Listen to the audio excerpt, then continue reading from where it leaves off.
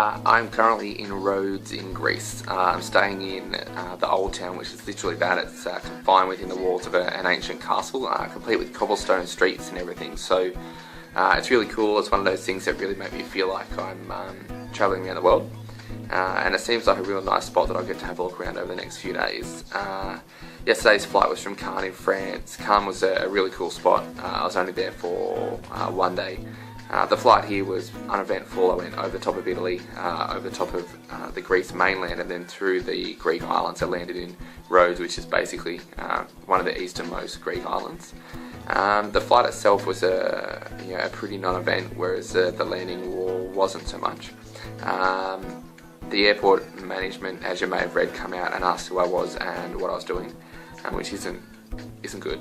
And I had a quick chat to them, explain what was going on. It was a misunderstanding between all the logistical side of things, which we've talked about being such a huge part in flying a plane around the world these days. So not only that, I am getting into the area of the world that everyone has warned me will provide these type of challenges. So within about an hour and a half, that was sorted out.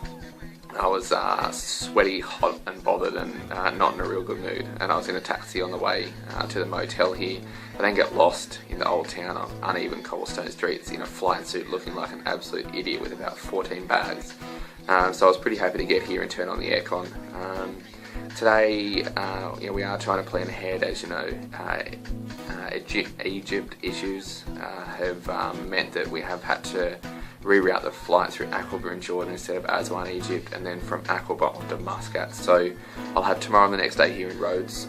I have spent my day surrounded by maps and just planning ahead. So I'll fly across to Aqaba in Jordan. They're very excited to have the flight go through there, which is good. Hopefully things go smoothly. And then the next day I'll be quite a long leg, 10 hours across Saudi Arabia to Muscat and Oman. That's the next challenge for me, and then once in Muscat I can have a breath of fresh air. 3 legs till Australia, all over water, all long legs, about 10 hours. But it'll be worth it, because then I'll be back in Australia. I can have a meat pie and a little bit of a relax. We've got a service on the aircraft to do as soon as I get into Australia, and then I get to fly across my own country, which I haven't done before, and have a good look. So all in all, it's just one leg at a time. The next 2 days will be spent, today and tomorrow have been spent just planning in fine detail, because legs are, it's all going to happen very quickly when I do get to move. And then on the last day, hopefully I'll get to have a look around Rhodes and maybe even have a look at the beaches and a swim and stuff like that. We'll see what happens. We've got some photos of where I'm staying. We'll stick up today of the ancient town, which is a little bit hard for an Aussie to get your head around just how old this place is and the history here. So it's all been very exciting. Really nice people in the motel. Really feel really welcome, which is good.